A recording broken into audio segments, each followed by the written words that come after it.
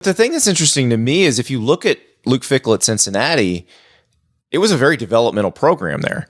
They took guys that were not super highly rated recruits, turned them in, like Sauce Gardner. Exactly. Is a huge impact rookie in the NFL, was dominant in college at the end. And they're going to now be able to get a little higher quality recruit. Now, Luke Fickell started to get a higher quality recruit at Cincinnati than they were able to get. So this is the question is like, are they going to compete with Penn State, with Michigan, with Ohio State for recruits? This has been a debate, I think, in Madison for a long, long time. It's really hard for me to sit here and say that all of a sudden Wisconsin is going to start getting classes like Ohio State does. Ohio State's been top 5 every year. Generally, there are years where they're number Penn 1. Penn State then, Michigan. Yeah, I think so. I think, look, with Wisconsin, they're going to continue to be a developmental program. That is very clear, and they're going to get a lot of 3-star players. It's can you get in on some of those guys and steal isn't the right word, but compete with Ohio State and grab somebody that fits what the program is.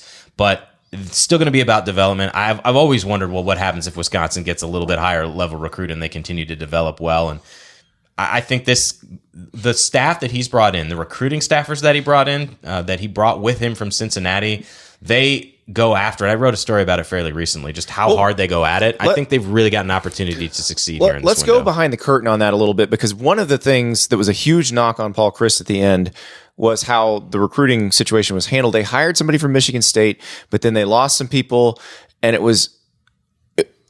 Michigan State stole their guy. But when Michigan State stole their guy, they didn't, what was it, 9 months before they replaced him? Yeah, 8 months and 9 months. It was part of the big story that I wrote after Paul Chryst was fired. So Saeed Khalif was in charge of Wisconsin's recruiting efforts. They put together 3 of the best classes that Wisconsin had ever had. Obviously, it didn't translate to results on the field. There's probably several reasons behind that. But he ended up going to Michigan State. This was June of 2021.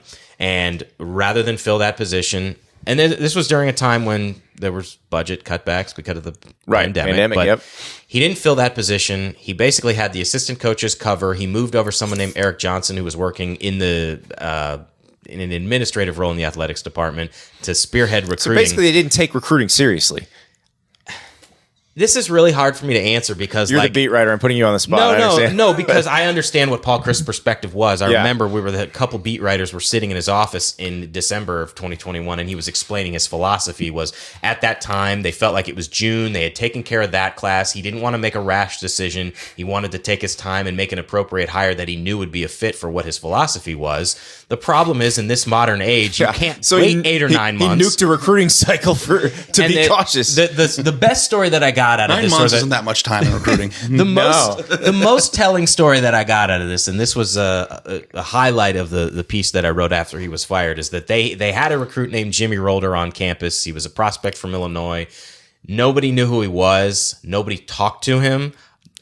This was early on in that year, and he ended up becoming a 4-star recruit who committed to Michigan and then played as a true freshman. And it was like I had multiple people who were very familiar with that recruiting department tell me that this kid came and they didn't have lists of the prospects, so they didn't know who to talk to. And that, to me, is like, that's top down, right? It was so not organized, or there weren't enough resources that they were just whiffing on kids that they quite likely would have gotten. And they've come so far from there. What they have now is the opposite of that. Exactly. And I will say, Paul ended up filling out that staff with an 8-person staff, and he brought Mickey Turner over, who was the tight ends coach. He put him in charge of recruiting. He was a Badgers player. He was a Badgers assistant. So they got there eventually, but I think obviously that 8 or 9 months was so telling of being slow to react in these modern times. And I had many people tell me that in this NIL era, it was something that was just a challenge under the previous staff. But you've got Luke Fickell in now. He brought his 2 best recruiting gurus from Cincinnati. They are there all day, every day, bringing in recruits. The number of visitors they had on campus here this summer is very telling. And so I think they're well positioned for the future. Now, how's it all going to play out? I don't know, but I think